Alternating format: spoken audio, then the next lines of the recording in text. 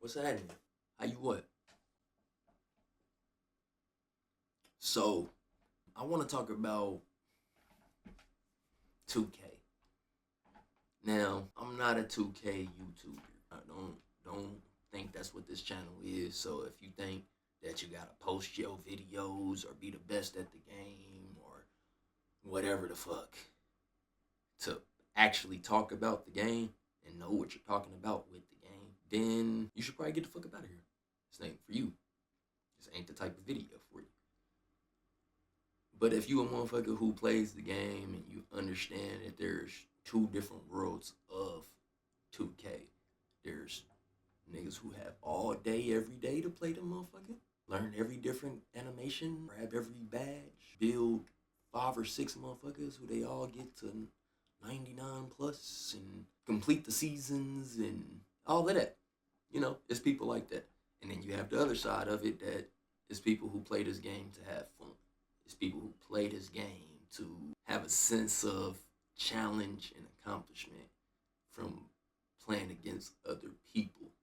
It used to be playing against the computer too, but maybe I'll talk about the AI of 2K at a later date. Today, I just want to talk about what I know is going to come, which is the patch. So, it's not like I have my own Twitter thread that shows me, oh, this amount of people is talking about the game and they hate the shooting, and this amount of people is. I'm not the YouTuber that goes to pull up all the different clips. Like if I had some clips that, because I'm just starting to make these types of videos, so maybe I'll get better at it later. But if I had those clips, I probably would put them on the screen. But I have seen a lot of utterance of why is the game like this? The game shouldn't be like this. Why is the shooting like this? I can't shoot, yada, yada, yada. And my question is, if you can't shoot, everybody can't shoot, why is there a problem? Because the games that we've been having for the last couple years, it felt like there wasn't a reason that you couldn't shoot. The only reason you couldn't shoot was that you didn't know your animation. And it's like, that's cool in theory of knowing your animation, knowing your shot base, knowing what your visual cue is. But to a person that don't sit and grind the game every single day, day in and day out, it's hard to adjust to that. I like to play different games. I like to move around. I don't like to be on one specific game until I'm done playing that game for however long that season is. Whether that's from the beginning of the cycle to the end of the cycle or for just a month. I don't just sit on one game and be like, all right, I'm about to get as good as I can at this game and then give it up once I'm actually good at the game and I feel like I've created that amount of success. I more so play the game when I feel like playing the game.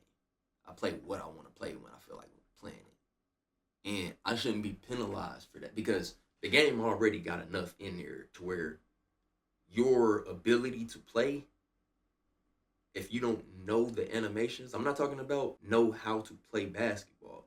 You have to know the on screen animations, meaning you know when this particular animation ends so you can start the next one. It takes a lot of analyzing the game, analyzing what ends the animation, analyzing the visual cues when you can start a new animation, really knowing and understanding the game.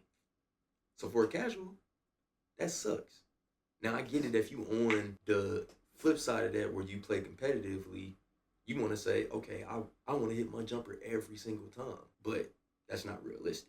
In basketball, even like the best of the best, Steph Curry even misses some shots. He even has bad nights. But the Steph Curry usually get the win. The Steph Curry usually win overall. The Steph Curry usually come out at the end of the season as the best shooter. Yes. And that's the question I think we need to ask with each other. So 2K, before you patch your game, because I know y'all trying to come with a patch. I know y'all trying to come with a patch because y'all always get scared. Y'all, it's never been a time where y'all didn't get scared of the community getting off y'all game. Let me tell you here clearly, I'm one of the people that's been off your game. I haven't played it since the last, which isn't that long. If you, because I mean, I guess I technically bought both games. I didn't really buy 2K25, but technically, if you want to say, I bought both games, so I played both games. But I probably got off of 2K24 in the first month, and haven't been back on 2K24 other than to play like some offline a little bit, just because I like basketball games. But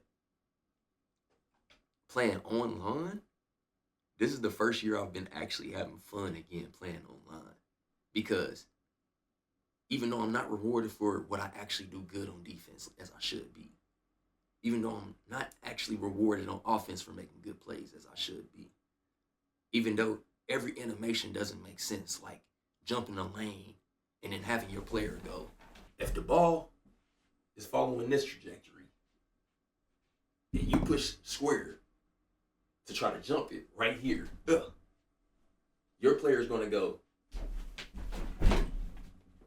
and be all the way over here. Like, what? So it's just like, if that's what's going to happen, at least it's happening to the other player and not letting this motherfucker win the game simply because they can left, right, because they know that animation, step back, shoot a three because they know that animation. It's not just the game of knowing the game. I don't want to beat the game of knowing the game. Now it's hooping because you have to take smart shots. You have to try to create separation. You got to try to go to your go-tos, get to your hot spots, make the smart play, not just bomb every three. So I done won like 10 games in 1v1s simply because niggas quit. Niggas don't even want to finish the game because they can't shoot. So if there was ever a time to stand on your merit, I think it's now. I think you let this game be what it is until the end of its cycle. Because if you're mad about the shooting, the way that it is, go play 2K24. That's where nobody could green unless you actually knew your fucking jumper and all of that shit. The server is still open. Your player is still a 90 plus. And now it's not even oversaturated no more. So you don't even got to worry about going against some motherfuckers who just casuals.